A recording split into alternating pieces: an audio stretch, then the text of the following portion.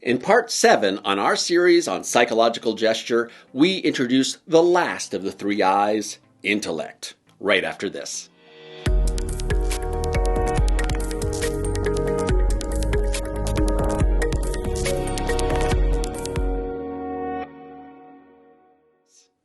Hi, the Inspired Actor here. If you're new to this channel, we are dedicated to helping actors become better artists by offering these quick, roughly 10-minute acting classes. We also have playlists about acting in general called Actors Take 5, and lots of other stuff, so don't forget to go to my channel page for all my videos. Now let's begin. Ask yourself what the main desire of your character might be, and when you get an answer, even if it is only a hint, start to build your PG step by step. Michael Chekhov. In this video, we are continuing our in-depth study of Michael Chekhov's psychological gesture. So if you are new to my videos or this series, I'll put a link to the complete playlist in the notes and at the end of the video. But here's a brief recap. In part 1, we covered what a PG is and how an actor uses it to find the spine of a character, scene, moment, and more. We added quality, tempo, and rhythm to PG in part 2. Then in part 3, we added drive, resisting force, and the artistic frame. We delved into the anatomy of a psychological gesture in part 4, and in part 5 we discussed creating a PG from scratch using inspiration and then imagination. Let's move on to the final I in the three I's, intellect. Now, if you've been watching my videos for a while, you may be a little confused here, as I've consistently warned you against using your little intellect. I live in your brain. I tell you that you're not good enough. You're not good enough.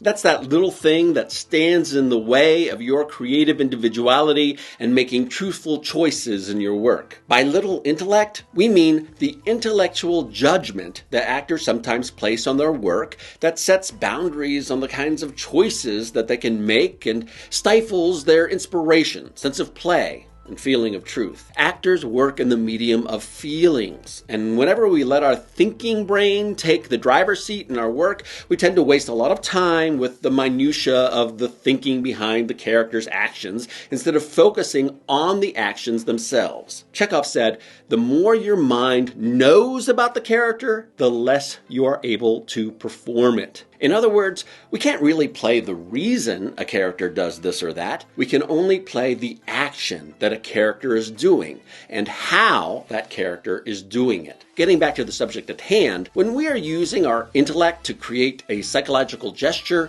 we are intellectually setting up a platform by which we can create, evaluate, alter, and adjust a PG so that we can create the real tool that we will then use to spark our imagination and will force. Also, as you'll see, we'll be using plenty of imagination and inspiration to create our PG, so don't worry about this getting too heady. So to begin with, I invite you to find a quiet space where you can work and move around a bit. Now, let's first think about the character's super objective. The super objective is what your character wants over the entire course of the play or film. With very few exceptions, the super objective does not change. It is the central driving force of the character and shapes the character's action throughout the course of the story. I've done an entire video on super objective, and I highly recommend that you give that a watch if you haven't already. I'll leave a link to it in the notes. Now, think about that desire. Is it to get someone to love you? Is it to achieve unlimited power?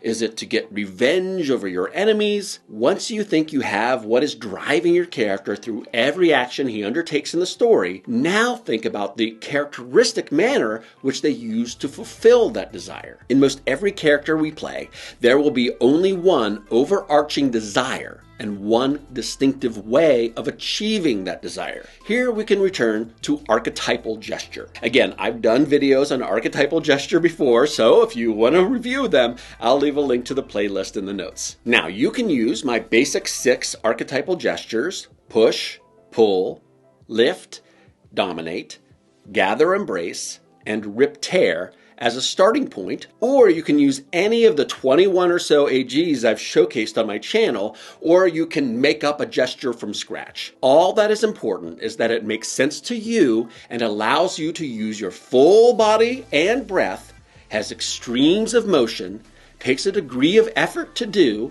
can be repeated, and has an artistic frame where you can prepare, do the action, radiate the action, and has a clear ending to the action. This AG will allow you to use your full body and mind to physically and psychologically ingrain how your character is trying to achieve their super objective. For example, Hamlet's super objective might be to find the truth.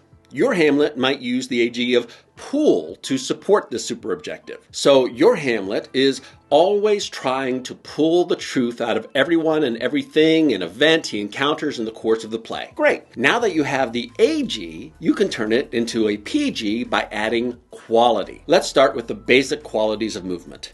Yes, I've covered this before. Link in the notes. These are molding, flying, floating, or flowing, and radiating. So let's say you've chosen to make the gesture a flying pull. Now you have a strong idea of not only what your character wants, but how your character achieves this desire, and even how your character generally moves through space. If you like, you can add additional or different qualities as well, like a recklessly flying pull, or reckless pull, or uncertainly soaring pull, or you can imagine that you are pulling into different parts of your body, like a pull into your brain, or a pull into your gut. Keep playing with the quality and form of the gesture until you find something that really speaks to you and how you envision your character. You can stop right there if you like, and you have a very powerful and useful psychological gesture for your character. But let's proceed with some more additions to really flesh out that super objective and get the stakes nice and high. Return to your home stance. Feet shoulder width apart and parallel. Arms relaxed and at your sides. Posture nice and straight. Neck relaxed and the backs of your knees soft and slightly bent. Close your eyes and imagine your character having achieved their super objective. Imagine how that makes your character feel. Maybe they feel joyful or have a strong sense of accomplishment or satisfaction. Now take that feeling and let your body create a gesture of winning. This is a gesture of your character's dream fulfilled. Remember to use your full body to make this pose. Once you have a strong gesture of winning, return to your home stance. Now imagine your character having failed at achieving their dream. Imagine and take all your character's greatest fears of what will happen to them if they fail to achieve their super objective, and use that energy of failure and of loss to create a pose of losing. This is the gesture of your character's worst nightmare realized. Remember to make it a strong and active gesture. Use as much creative, imaginative detail as you can to make this gesture. Let's take all three of these components to make one complete gesture. Start with your losing gesture. Move as fluidly and effortlessly as possible into your core PG, and then move into your winning pose. Once you have done that a few times, reverse the winning and losing gesture, starting with winning, then moving to the core PG, and then ending with losing. Let's think about the actual journey your character takes throughout the story. Does your character achieve their super objective or not? Do they win? Or do they lose? If your character wins, then begin with your losing pose. This is the counter super objective for your character. What your character fears will happen if they don't succeed. You might discover a lot of internal obstacles while exploring this part. Then move into your core PG and then finish with your winning pose. Again, the winning pose is what your character's dream of success looks like. Try to maintain the same quality throughout the gesture. Keep repeating, tweaking, and making changes as necessary until you have a complete movement that flows easily from one moment to the next. It might almost feel like a little dance. This way of approaching psychological gesture is a great way for you to fully root your character's core, super objective, stakes, and internal objects into your full body and psychology. I have found that working on psychological gesture through the intellect worth at least a week of table talk and rehearsal, and with greater and more tangible results. If you like, you can use the gestures you found through imagination or inspiration, the videos we covered before, as your core PG instead, and add the gestures of winning and losing to create this. There are no real rules. Find what works best for you and do what's truthful. You can do this before every rehearsal and performance as a way of grounding you in your character and preparing to perform. Once you have a great PG, you'll find it's really efficient and works instantly. So that completes the 3 I's of finding psychological gesture: inspiration, imagination, and intellect. Which one works best for you? Do you have a different way of finding PG? Does using psychological gesture work for you?